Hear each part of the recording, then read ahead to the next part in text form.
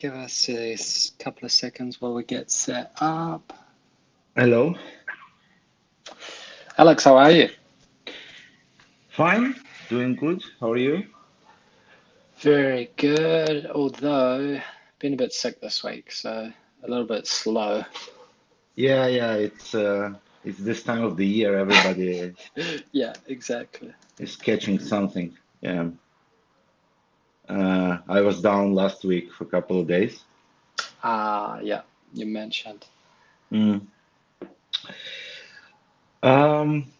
Yep. Well, December, slow time of the year. Everybody is getting ready for all kinds of various holidays all around the globe. Yeah, exactly. Um. So. I think it's also kind of slow all around in terms of crypto ecosystem in general. Exactly. It seems to quieten down at this time of year across the board, really. Yeah. So if you have been following this FTX story, I mean, it's getting more ridiculous by the day because, I mean, if you saw this CoffeeZilla crusade to, try to get Sam Bankman-Fried to admit to some kind of wrongdoing. Yeah, I found that really, like, I tuned into a few of these spaces and it was almost like kind of cringe. It's like everyone's trying to find, like, trying to trip him up and find, like, him having done something wrong. And it's like, hey, look, I mean, there's billions of dollars missing. Like, he's already been tripped up by the bank run or whatever and not being able to facilitate withdrawals. Like, Yeah, I mean, with all this talk about regulation, crypto and everything, I mean, come on, people, you can't even, handle a simple case of a centralized exchange clearly mishandling user funds despite the, terms of use that they published and despite this really clear, violation of very basic accounting principle of separating the funds from, the users who are just using the exchange to trade and other users that are doing other activities. And how like simpler can it get? Like basically, how does it happen that there are no like inquiries or investigations or whatever is going on, and everybody is still walking around, traveling all around the globe, like nobody has any kind of responsibility for that. What's going on? It's wild, right? Yeah. I mean, it's if you like, I'm very lacking of faith and trust in like most governments, and if I had any in like the American one, it would be pretty like questionable as whether to get faith after like what's been going on recently, or rather like a lack of anything going on, really. Yeah, very annoying, and very not inspiring or kind of any additional confidence in these processes whatsoever.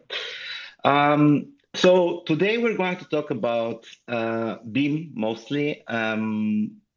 Not too many like actual updates, but there was a very nice list of feature requests that was um, published. I think it was in Prism Privacy Group, and then it was assembled into this PDF that I'm currently reading here. And it's kind of this long list of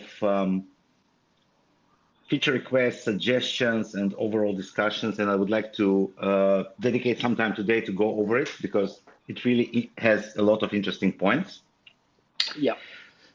And obviously, like I know that a lot of people are listening in but cannot speak because they're either at work or commuting. And there was this question of whether maybe we should move the space back to a weekend time. So I think we should kind of talk this over and maybe do a poll because obviously it would be better that people could actually participate and ask questions. Um, Maybe not Sunday, maybe it should be, I don't know, Saturday. I'm not sure. Like I am flexible either way, but back when it was Sunday, it was mostly like dinner time in European time zones. So it also had some problems, but I think we should discuss this again.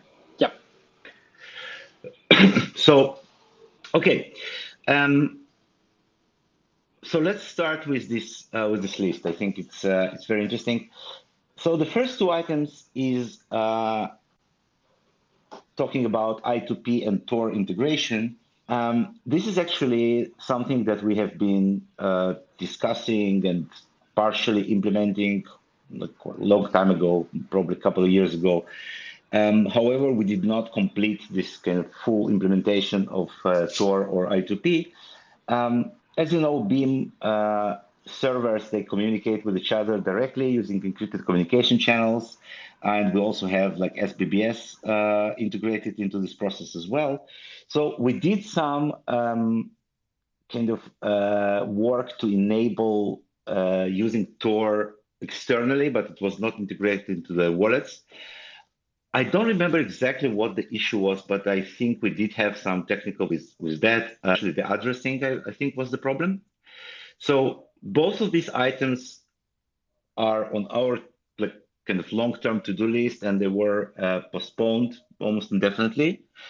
Guy Korem was talking about it years, like he would really like to see this happen as well, but for some technical reason we could not implement it. I'm not sure it would be like useful to. We can put it on the feature requests list, but I don't think we will have the resources to address this right now. But once again, let's keep it around in the list and let's see if we can do something about it in the future. Regarding the point number three, which is the multi-signature, multi-sig implementation, this one we actually do have today, and we do have even a demo of how to implement that using a smart contract. And we are using our SBBS infrastructure to collect the signatures from several wallets and use them inside a smart contract. So if you look at the, I think it's Vault contract example, one of the basic examples that we show in our like smart contract library, it has a working implementation of the multisig.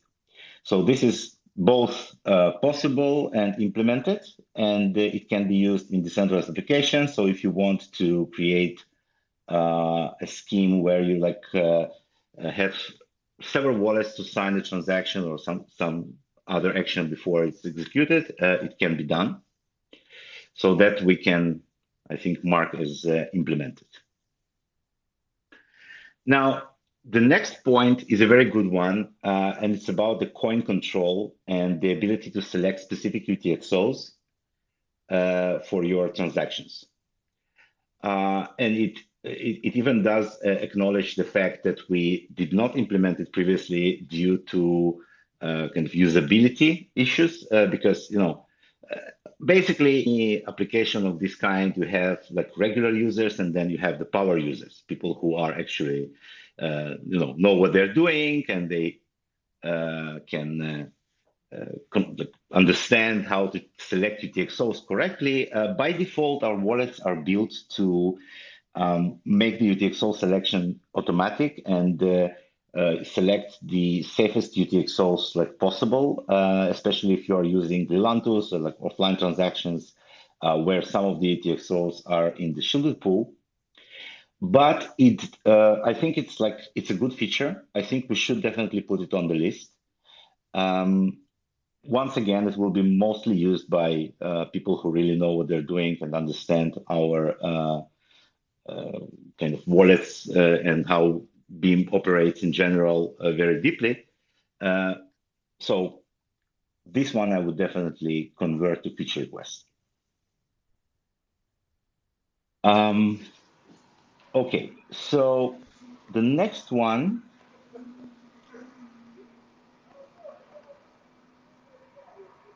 yeah.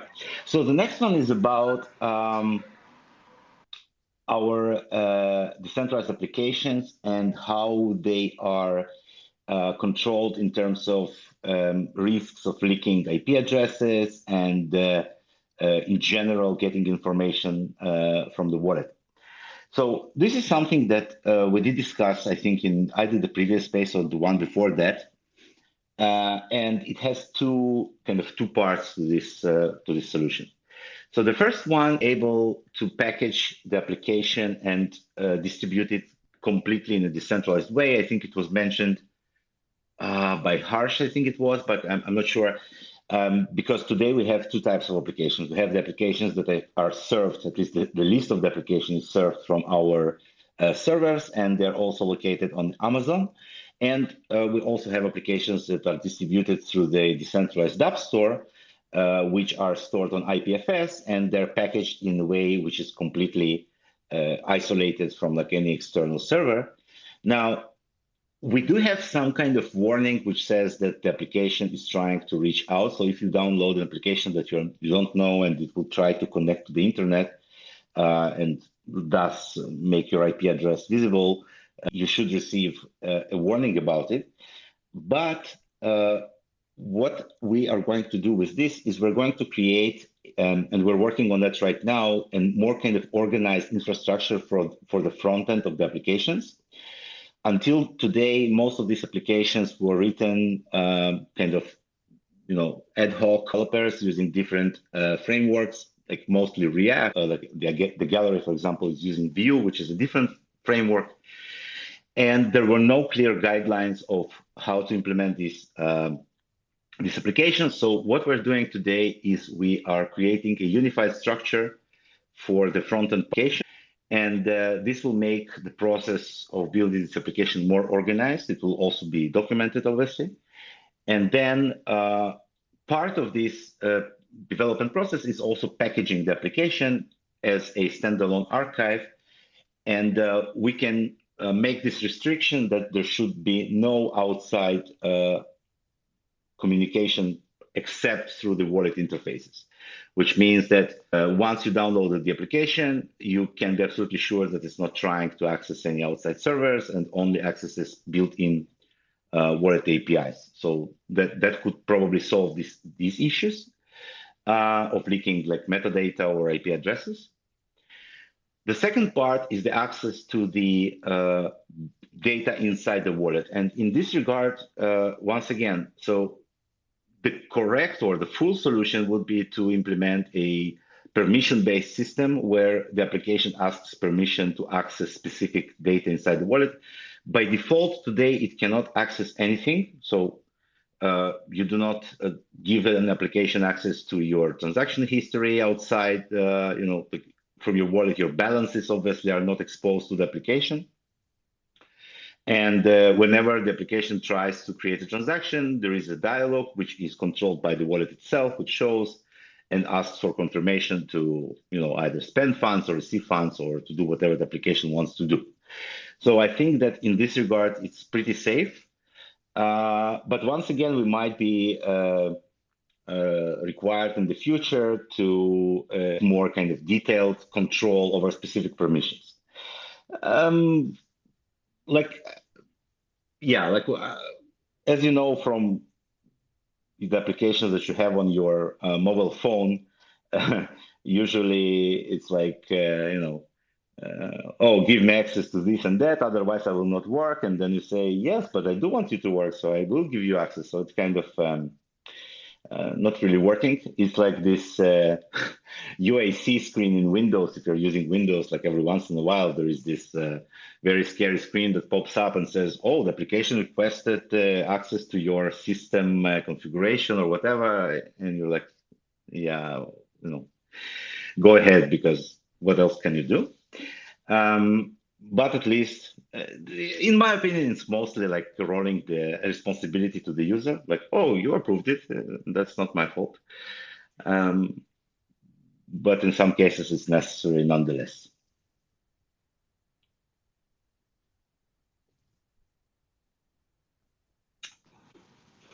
And with, as you mentioned, like the decentralized app store, Uh, would this like just to be clear, would this alleviate most on this front? It will alleviate, yes, it will definitely remove the need to access any centralized infrastructure to work with your apps. Yeah. Okay, cool. Um, okay. So number six, it says MRL equivalent. I'm not sure I know what it means. Do you know what it means? MRL, what it stands for? Uh, I also do not know. Yeah, if you know, please let us know in some channel, whether it's Twitter or Telegram. But then it says something that I do understand, which is like long-term project and funding and adoption issue. Uh, Nevertheless, there must be a strong community of white hat hackers, cryptographic researchers, white papers, etc., shared honestly and openly with the community to improve the platform.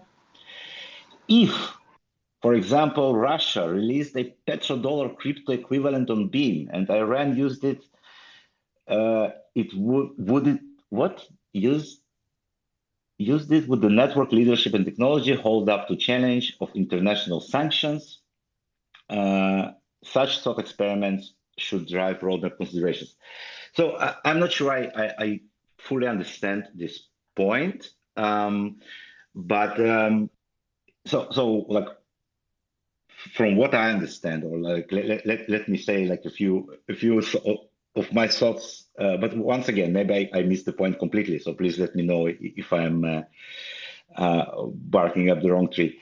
Um, so whenever we're talking about a privacy project, right, there's always this argument or this kind of point that gets mentioned, that what if bad people use your privacy technology to do bad things, basically, or what if somebody does something that interferes with international sanctions or whatever. So it's kind of so it's a very interesting point without any clear, like for example, Tornado Cash was sanctioned as a contract, and their developer is still in jail.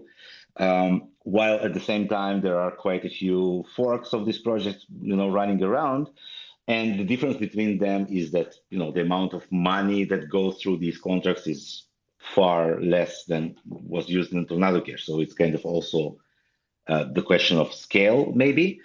But in any case, each, like any technology, like can be abused, misused, or like used for doing bad things. Like you can buy a hammer and you can use it to build, I don't know, beautiful furniture, or you can use it to smash in somebody's head. Does it mean that one, you should not sell hammers, or two, the creator of hammers should be jailed, right? So that's basically the argument. And until today, I think the most legal discussions around this point was whether the creators of the project know about people who are using it for bad purpose and or benefit from it, right? And um, once again, so in terms of the technology, I think Beam will continue to strive to bring, the best possible privacy technology, because we believe that privacy is a human right. We believe it is essential in the context of any business relations, obviously revolving around money or financial transactions. I personally think that confidential DeFi is a great tool and is very useful. Um, we always we always supported the idea of opt-in auditability, which means that you apply if you want to. So it's not like you cannot prove what you have been doing.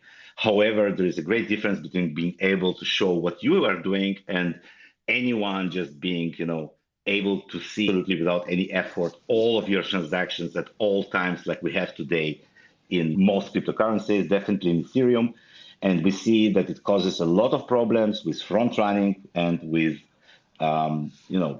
basically a lot of things that uh, people can kind of abuse when they can easily track all of your transactions. So I don't think complete transparency is the way to go. I think there should be a fair balance between your right to privacy and uh, you know other people being able to see what you're doing, and it should not interfere with any legal activities, just like uh, it doesn't, in the regular commerce, it does not mean that anyone can see what you're doing, even though you are completely law-abiding citizen and running a legitimate business. So back to this point, like I'm not sure what will happen if Russia did release a petrodollar on Beam. I really don't think we're close to that point. I hope not. Uh, but we definitely find uh, good, legitimate, adoption and really quality use cases where people can use Beam infrastructure to conduct legal business while being at the same time protected and keeping their privacy. So that's kind of my take on that.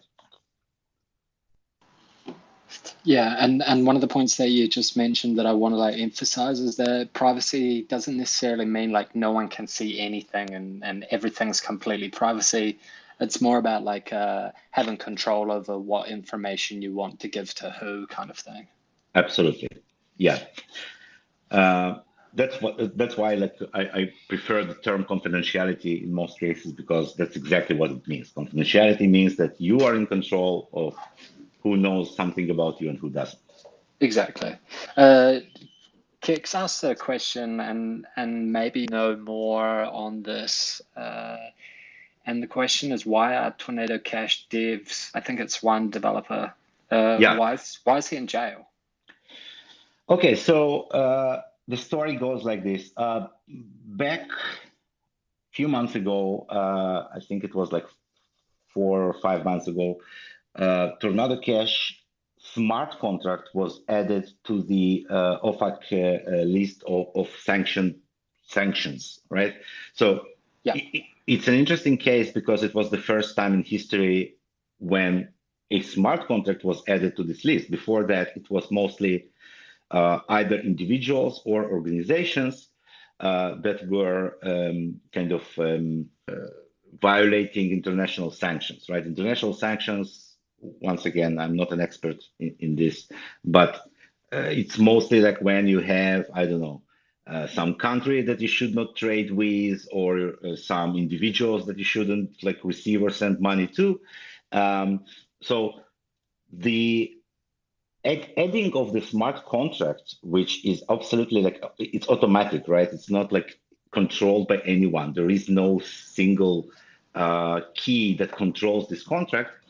Adding this to the list is absolutely nonsensical, and a lot of people, including kind of you know privacy advocates and people who understand in this in general, they claim that the very fact that the smart contract was added to this list is kind of, I would say, an abuse of power, or like it shouldn't have happened, right? That's how it works. Yeah. Because it basically takes a tool, which is completely agnostic of how it is being used and makes it kind of accomplice in violating on some international laws, which is clearly nonsense.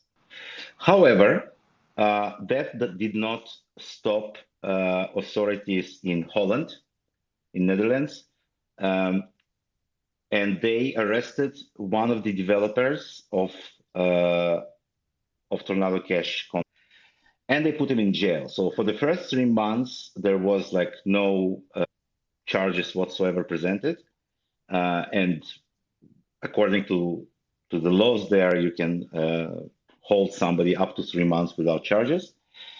And then his jail time was extended because he was considered a flight risk or whatever they said. And basically, the idea is that they will try to show two things, as I said, like one, that he knew about illegal activity on his platform and he could do something about it and didn't, and he also profited from it.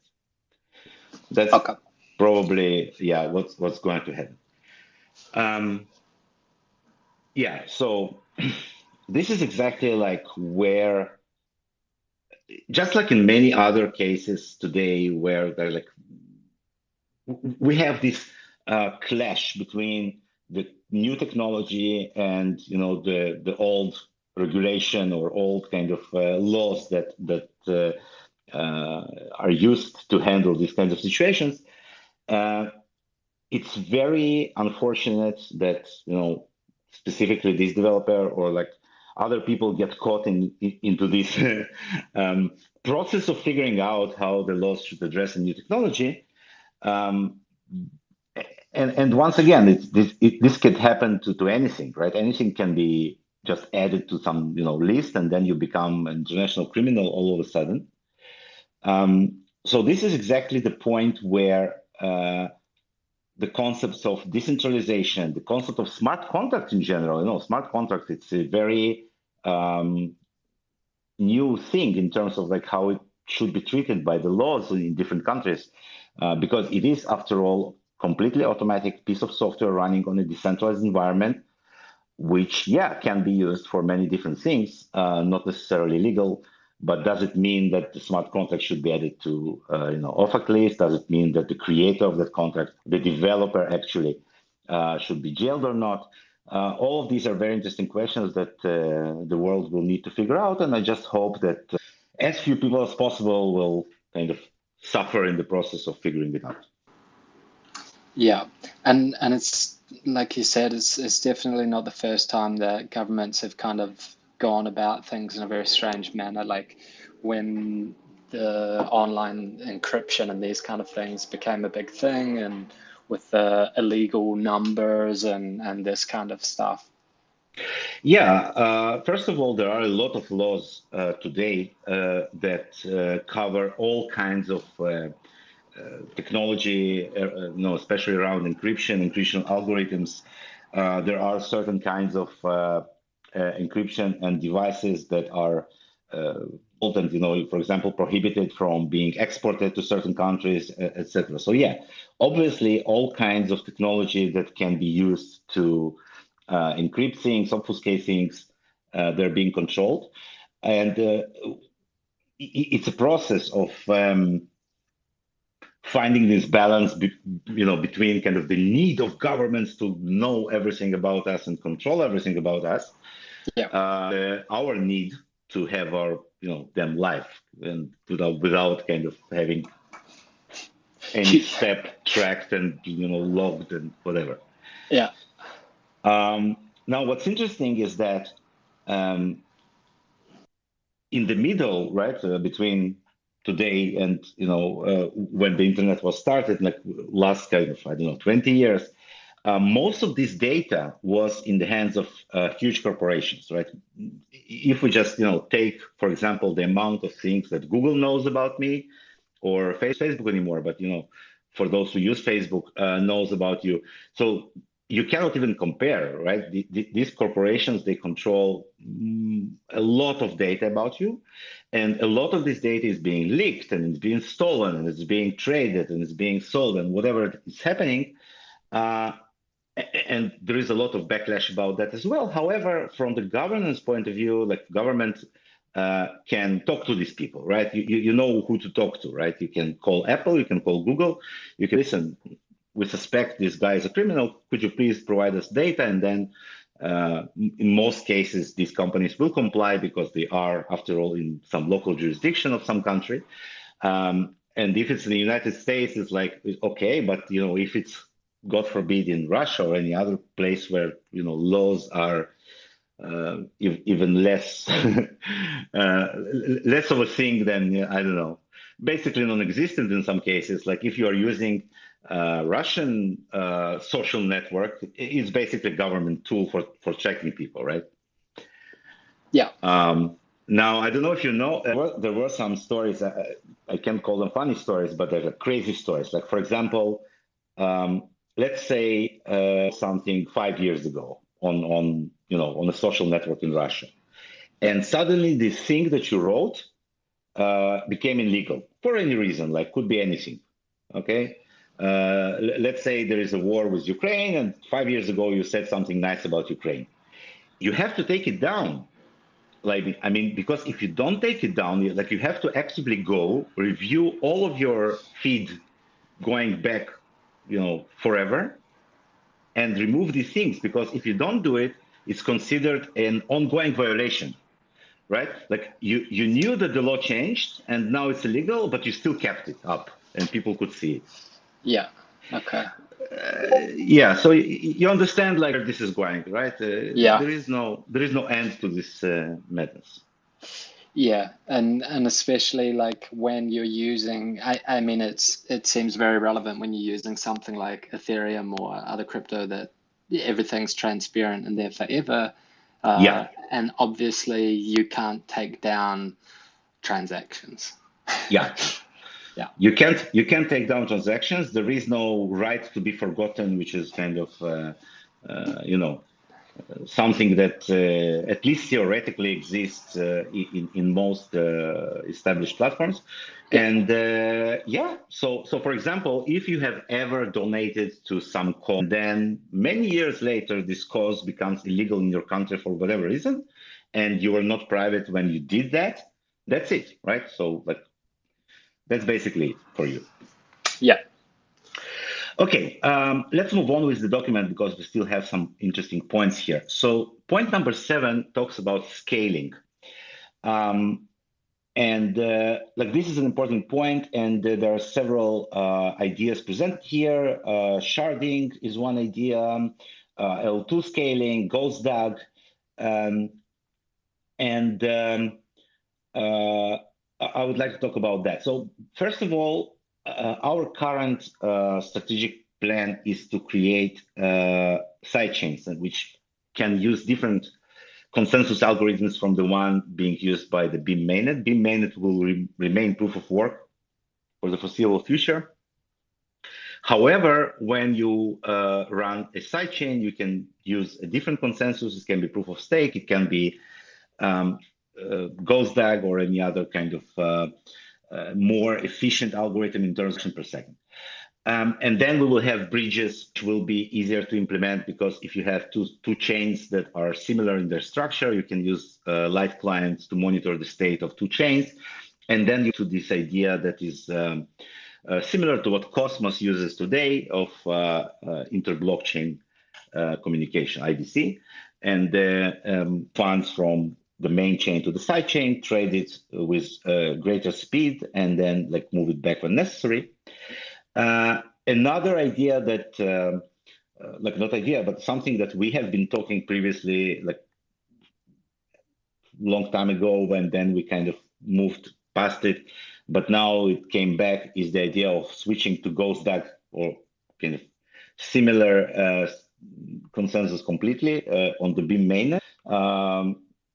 Once again, Ghost DAG was like long time in development. It was launched in Caspa some time ago. So yeah, it's possible and it's working. Definitely something that can be discussed for like future major upgrades of Beam network, but I don't think it will be done. Sure, definitely not on the mainnet. We might try something like that on sidechains, but for the mainnet, it's a little bit far-fetched at the moment. But it's an option. What a question on this specifically. What are your thoughts on like scaling on the layer one chain specifically versus like using layer twos or side chains to kind of alleviate the need to scale the layer one? So L2 scaling is always an option, whether we're talking about ZK rollups or optimistic rollups. I think there's no problem for Beam to support either. Both of these technologies have significant kind of downsides. Even though the zero knowledge technology is moving forward and there are a lot of improvements made every day, projects that are doing like ZK EVM, quite a few of them are showing great results, and like it seems like it's something that can happen in the near future or relatively near future. Um, it, we are completely open to any of that, right? We don't have any problem with like layer two scaling whatsoever, and we will gladly adopt any technology. Once again, like considering there are some trade-offs there. Regarding the layer one, sidechains will give us at least some flexibility, whether used as application-specific chains, for example, for like specific applications and specific uses, or more kind of general, sidechains for with different capabilities in terms of I don't know, transaction speed, for example, but at the cost of having like weaker consensus, because there are always trade-offs. One of the things that I don't like, for example, in Cosmos specifically, is that when you move from one chain to another within the Cosmos ecosystem, you face completely different set of validators, and you can actually have two chains that are connected but have completely different security assumptions, right? So one chain can be very strong and very a great set of validators, and the other one can be much weaker. And you really need to know what's happening in terms of like how many validators are there, how decentralized they are, because the fact that you have, I don't know, 1,000 validators doesn't mean that it's decentralized. Maybe all the 1,000 is controlled by the same entity or communicating entities, right? Yeah. And it makes a very like poor user experience if every time you want to use a new application, you need to investigate all of the how many validators and who's controlling them and these kind of things. Yeah, yeah. So it's very difficult to know where you stand in terms of the network security, right? Um, so I think there are better solutions, like what Polkadot is doing when you have kind of this central chain that coordinates all of the side chains and protects them in some way. So yeah, like there are some solutions that need to be reviewed there.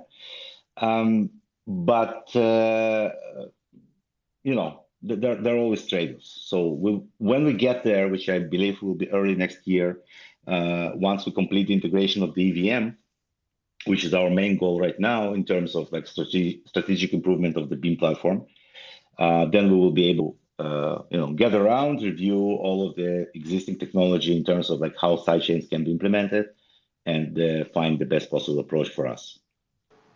And I guess a question on that, the EVM will be on a side chain or will be an upgrade to the main chain? No, the EVM will be an upgrade to the main chain. Cool. And it will be running alongside the Beam virtual machine. So it will not be instead of, but rather, in addition to.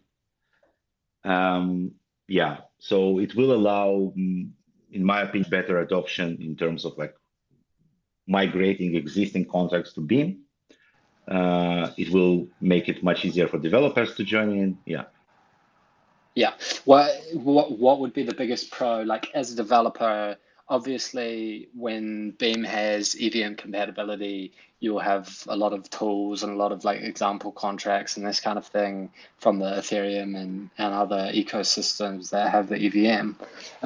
What would be the main pro of building with the Beam shaders instead of the EVM contracts? So it really depends on how we manage to integrate EVM into the Beam chain, because this effort has two parts. The first part is basically implementing the EVM and being able to run smart contracts written in Solidity, and then there is this mechanism of how we integrate it into existing Beam infrastructure. Like if we just do a very kind of naive in a way approach of just migrating this existing structure in Ethereum with accounts and all of the underlying infrastructure to Beam and creating this sort of an abstraction layer, then it will be very easy for developers to work on Beam, but it will be much more difficult to maintain the same level of privacy inside these contracts as people who are using Beam native contracts today are used to, right? Yeah, makes sense.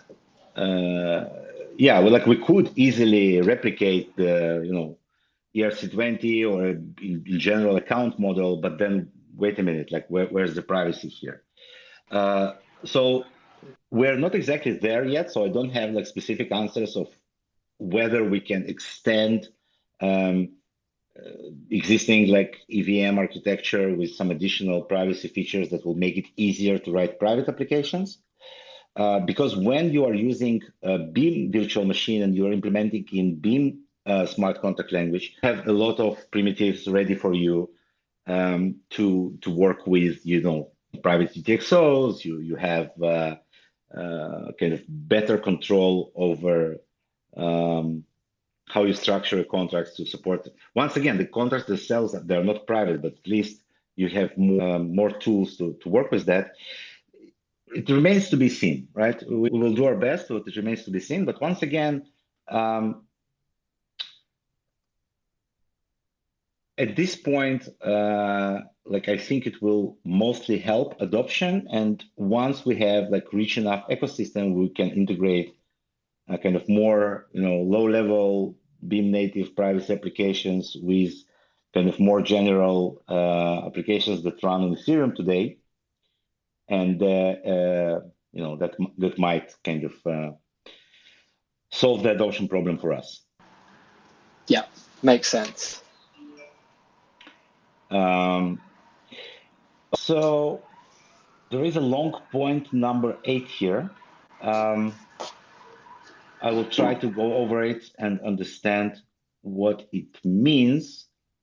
Um,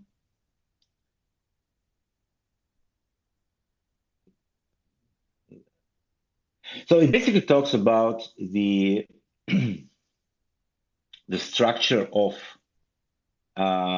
being like as a project, I think, right? Do you have it in front of you guys? This is on the PDF.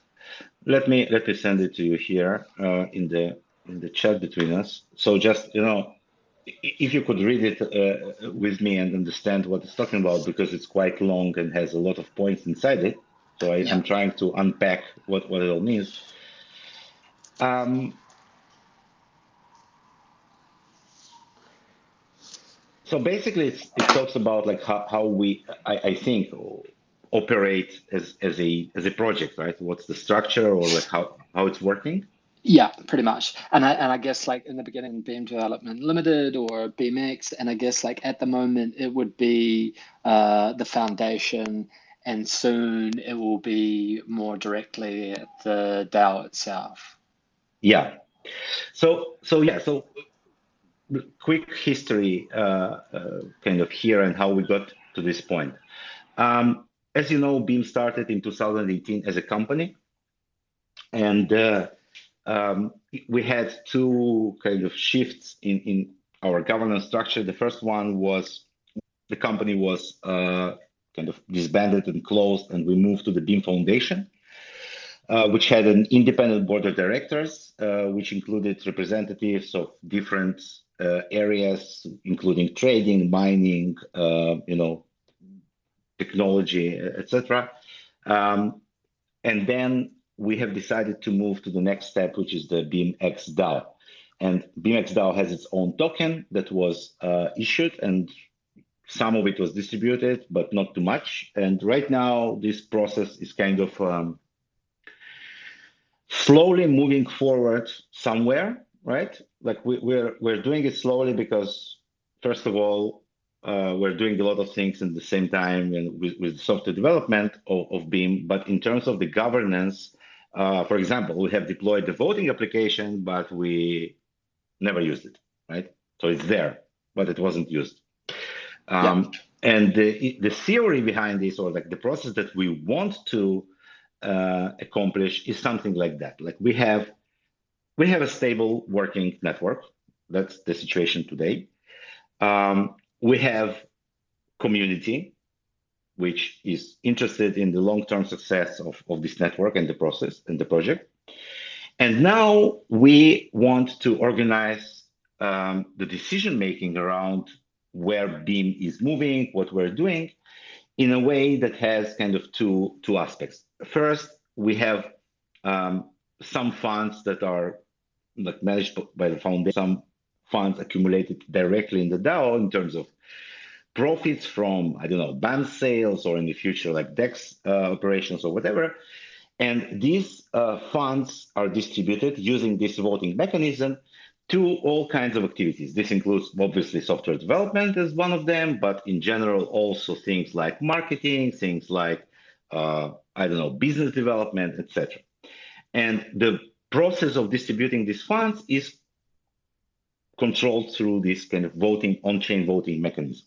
So that's the end goal. That's where we want to get within, I'd say, the next year, right?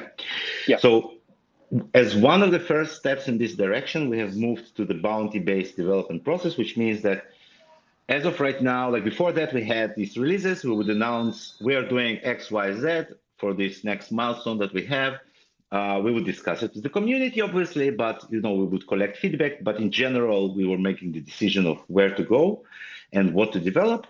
Um, Today, this changed. Today, this entire process of which features are being developed is managed through the forum, and like you will not see any development, like out of the blue, except for these strategic things that we have previously announced, like integrating the EVM. There is absolutely no point in putting it as feature request. We have discussed it. That's what we're doing. There is a developer dedicated to this effort, and that's moving forward. Um, However, all of the other features are being raised as feature requests in the forum, discussed in the community, and then assigned some kind of bounty and some development effort to make it happen. So that's kind of the next step. Makes sense. Well, one of the other points that's brought up in this number 8 is about the roadmap and to everyone. And I think we discussed this last week, maybe, about an update to the roadmap. Yeah. So yes, there were several points raised both here and before that.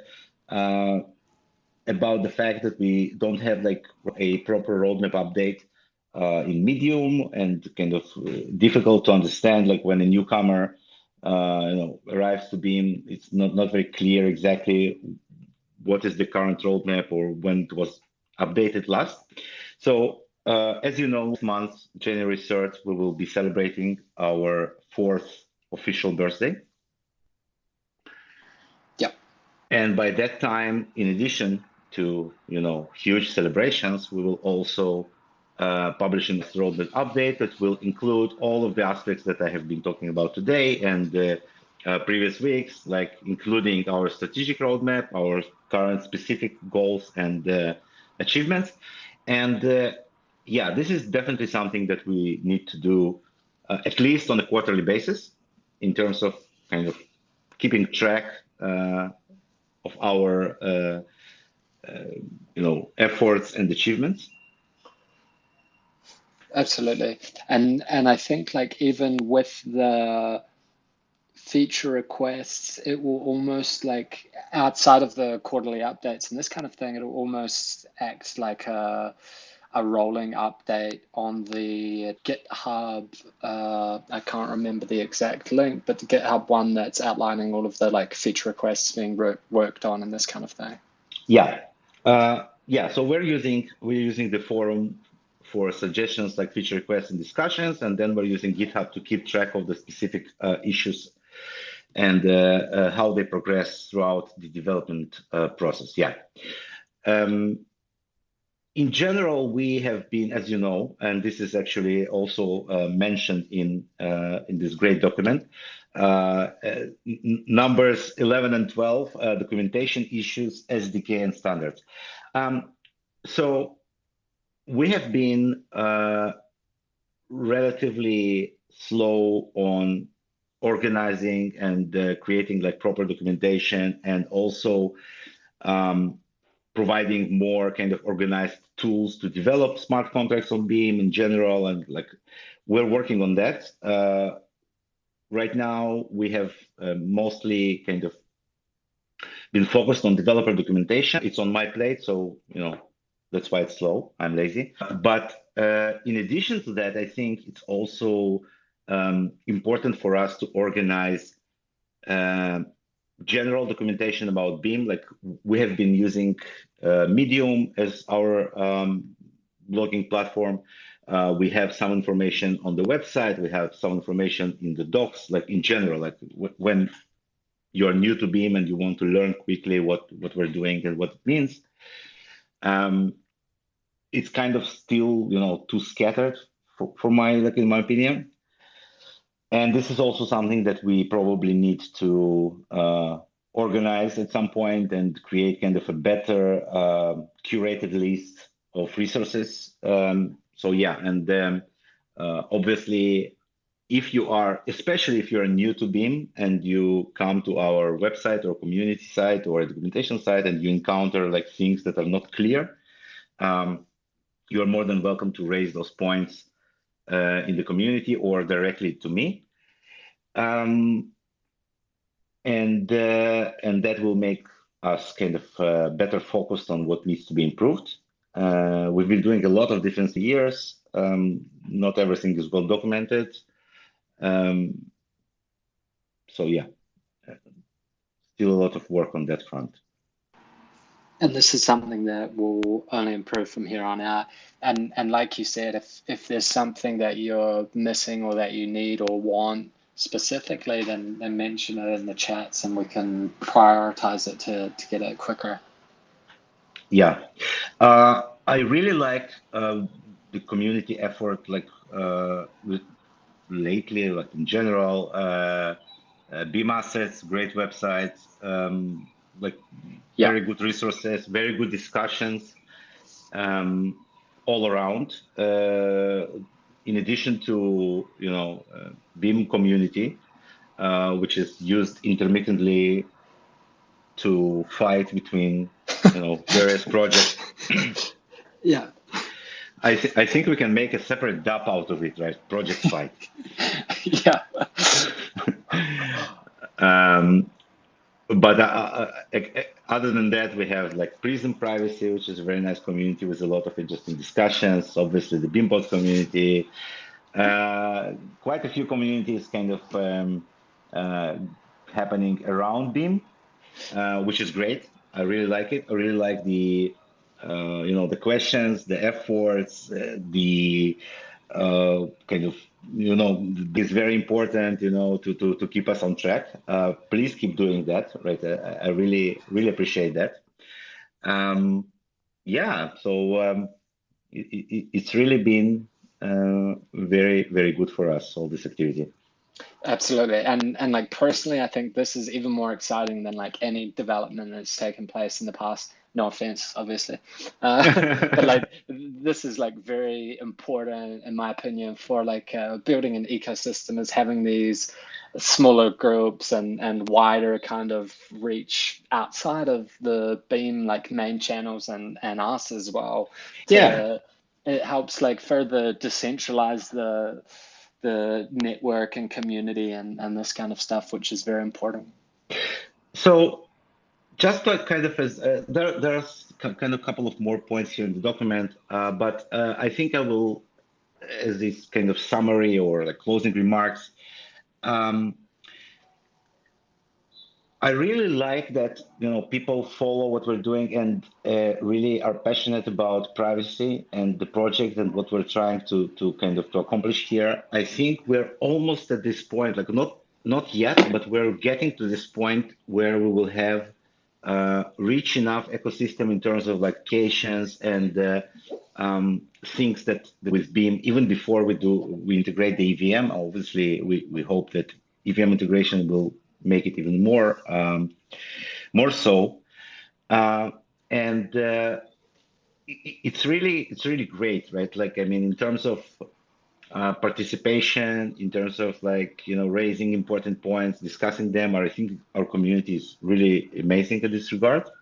Yeah, Um, yeah, very exciting times. Um, yeah, that's all I have to say as of absolutely. now. Keep it And up. yeah, keep it up and like don't be shy also about like if there's anything you want covered in the spaces. I think what the guys did and put together some questions and this kind of thing. So don't hesitate if you can't ask them or don't want to ask them in the space itself. You can send them through to the main channel or wherever and tag us, and we can cover them in the space as well. Absolutely. And yeah, I think this document was really, really good. That every once in a while there are a lot of discussions going on all over the place.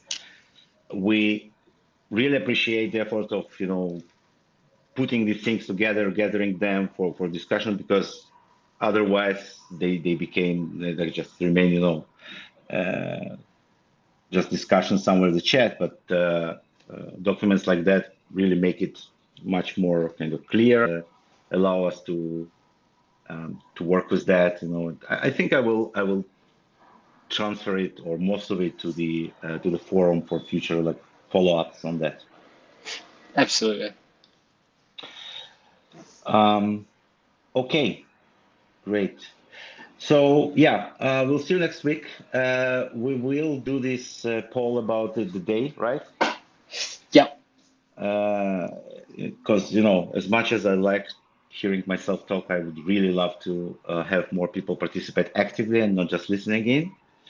And yeah, thank you, everyone, and keep it up. Cool. Bye bye. Bye bye.